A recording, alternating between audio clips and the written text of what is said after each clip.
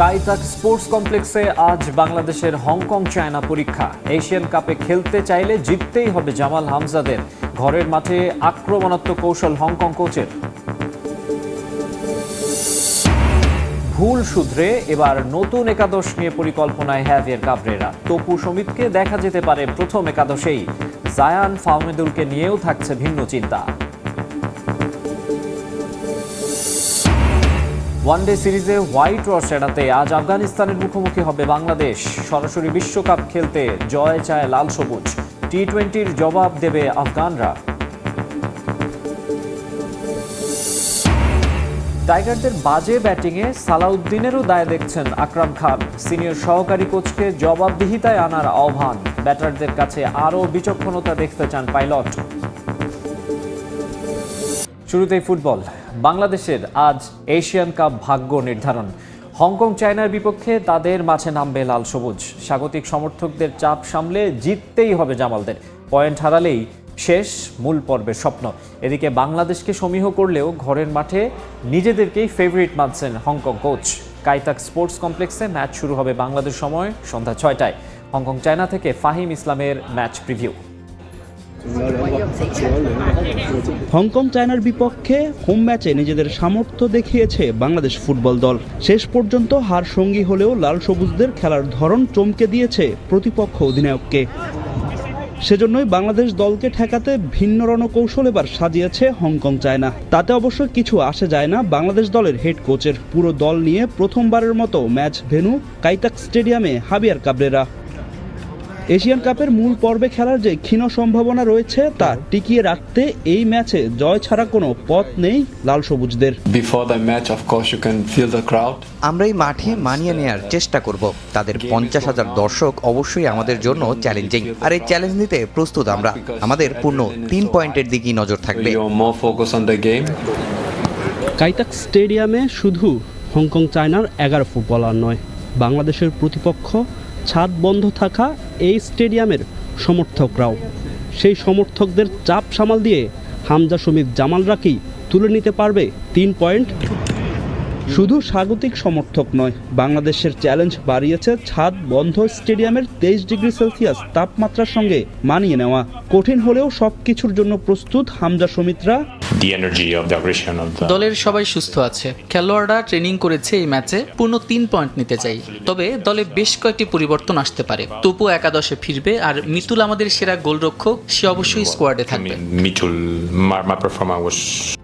এদিকে একই ভুলের পুনরাবৃত্তি চায় না Bangladesh team management. Do or die ম্যাচে তাই একাদশে পরিবর্তন আনতে যাচ্ছেন কাবরেরা। পুরো ফিট হওয়ায় দলে ফিরছেন তপু বর্মন ও সমিত সোম। প্রথমবারের মতো শুরুর একাদশে দেখা যেতে পারে জায়ান আহমেদকেও। আক্রমণের গতি বাড়াতে থাকতে পারেন ফাহমিদুল ইসলামও। দলের সঙ্গে পরিবর্তন হতে পারে আগামী ম্যাচে লাল সবুজের ফরমেশনটাও। হংকং চায়না থেকে বাংলাদেশ দলের একাদশ নিয়ে আরও জানাচ্ছেন ফাহিম ইসলাম। হংকং চায়নার বিপক্ষে হোম ম্যাচে একাদশ নিয়ে বেশ সমালোচনায় পড়তে হয়েছিল হেড কোচ হাভিয়ার কাবরেরাকে। শুরুর একাদশে সমিত সোম, জায়ান ও ফাহমিদুলদের কেন নামানো হয়নি তা নিয়ে দেশের ফুটবলে হয়েছে বেশ আলোচনা। তবে ওই ম্যাচে বাঁচা মরার লড়াইয়ে বেশ কিছু পরিবর্তন আনতে যাচ্ছেন বাংলাদেশ কোচ, যার শুরুটা হবে ডিফেন্সে। সেন্টার ব্যাক পজিশনে ফিরছেন তপু বর্মন। ইনজুরি থেকে পুরোপুরি ফিট হওয়ায় এই ম্যাচে শুরুর একাদশে দেখা যেতে পারে তাকে। তার সহযোগী হিসাবে ডিফেন্স সামলাবেন শাকিল আহাদ তপু ও তারিক কাজী। অন্যদিকে লেফট ব্যাকে গেল ম্যাচে বেশ কিছু ভুল করায় দলে জায়গা হারাবেন সাদউদ্দিন। তার পরিবর্তে সুযোগ পাবেন জায়ান আহমেদ। হংকংয়ের বিপক্ষে গেল ম্যাচে দুর্দান্ত পারফরমেন্স করে সমর্থকদের মনে জায়গা করে নিয়েছেন এই ফুটবলার। আর রাইট ব্যাকে বরাবরের মতো কোচের আস্থা তাজউদ্দিনে। শুধু ডিফেন্স নয়, মিডফিল্ডেও আসতে যাচ্ছে পরিবর্তন। এই ম্যাচে শুরুর একাদশে খেলবেন সমিত সোম, তবে তাকে দেখা যাবে অ্যাটাকিং মিডফিল্ডার হিসাবে।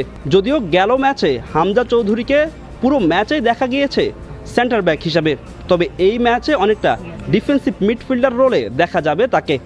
আর গেল ম্যাচের অধিনায়ক সোহেল রানা থাকবেন এই ম্যাচে।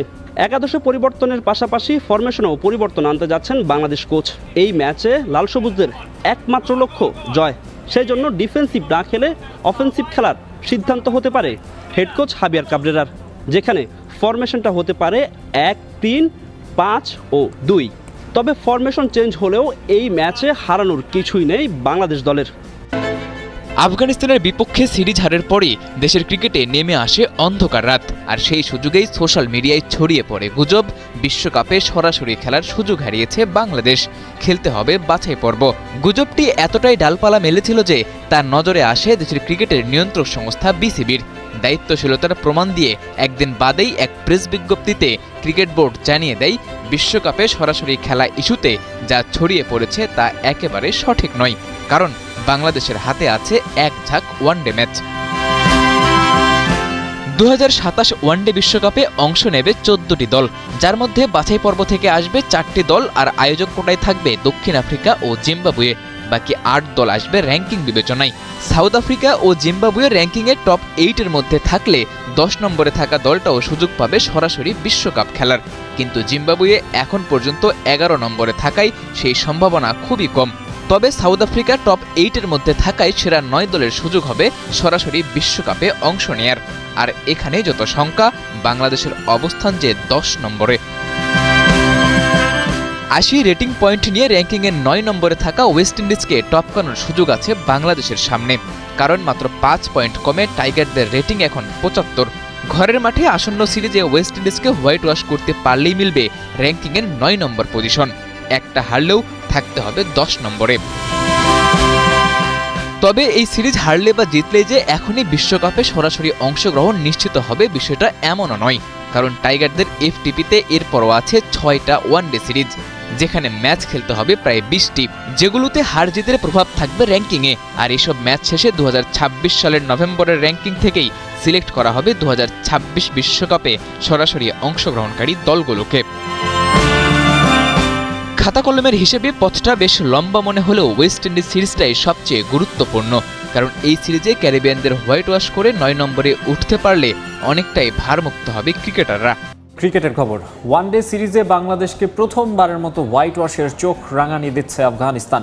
আবুধাবিতে শেষ ম্যাচেও না জিততে পারলে এমন হতাশার রেকর্ডে নাম ওঠাবে মেহেদী হাসান মিরাজের দল। ম্যাচ শুরু হবে সন্ধ্যা 6টায়। কোনো কিছু কোনোভাবেই পক্ষে যাচ্ছে না অধিনায়ক মেহেদী হাসান মিরাজের। মাত্র 9 ম্যাচেই তার নেতৃত্বগুণ নিয়ে প্রশ্ন উঠছে ক্রিকেট পাড়া জুড়ে। শেষ ম্যাচে 3 উইকেট পেলেও মিরাজের বোলিংটাই বেশি চিন্তার কারণ। দ্বিতীয় ওয়ানডে হিসেবে না নিলে 8 ম্যাচে ক্যাপ্টেন মিরাজের উইকেট সংখ্যা মাত্র 6টি, প্রতি উইকেট নিতে রান খরচ প্রায় 47। ব্যাটিংটাও নয় সন্তোষজনক। টপ অর্ডারের বাকি ব্যাটারদের মতো বড় ইনিংস খেলতে ভুগছেন বাংলাদেশ অধিনায়কও। ব্যাটিং বিভ্রাটের সমাধান খুঁজে পাচ্ছে না টাইগাররা, খুঁজে পাচ্ছে না আরাধ্যের জয়টাও। অবশ্য অবস্থা একই থাকলে আবুধাবিতে লজ্জার এক রেকর্ডে নাম লেখাবে টিম বাংলাদেশ। হারলেই হোয়াইট ওয়াশ। আফগানদের কাছে 50 ওভারের ফরম্যাটে যা হবে একেবারেই প্রথম অভিজ্ঞতা। হোয়াইট ওয়াশ এড়িয়ে সান্ত্বনার জয় তুলে নিতে বাংলাদেশ দলকে বদলাতে হবে অনেক কিছুই, বিশেষ করে নিজেদের ব্যাটিং অ্যাপ্রোচ। দ্বিতীয় ওয়ানডেতে যেভাবে উইকেট উপহার দিয়ে ফেরে ব্যাটাররা, তা আসলে প্রশ্নবিদ্ধ করেছে গোটা টিম ম্যানেজমেন্টকেই। কাঠগড়ায় মোহাম্মদ সালাউদ্দিন। জাতীয় দলের ব্যাটিংটা দেখাশোনা করছেন এই সিনিয়র সহকারী কোচ নিজেই। পরিবর্তন আসবে একাদশে। লম্বা সময় ধরে অফ ফর্মে থাকা তানজিদ তামিমকে বসিয়ে সুযোগ দেয়া হতে পারে নাঈম শেখকে। কাটা পড়ার সম্ভাবনায় আছেন জাকের আলীও। তার বদলে শামীম পাটোয়ারিকে মিডল অর্ডারের দায়িত্ব দিতে পারে টিম ম্যানেজমেন্ট। পেস বোলিং ইউনিটে নাহিদ রানাও পেতে পারেন সুযোগ। ওয়ানডে দলের সামনে শেষ সুযোগ আবুধাবি থেকে কিছু নিয়ে ফেরার। সেই সাথে ওয়ানডে বিশ্বকাপে সরাসরি খেলতে হলে এখন থেকে প্রতিটা ম্যাচই গুরুত্বপূর্ণ বাংলাদেশের জন্য।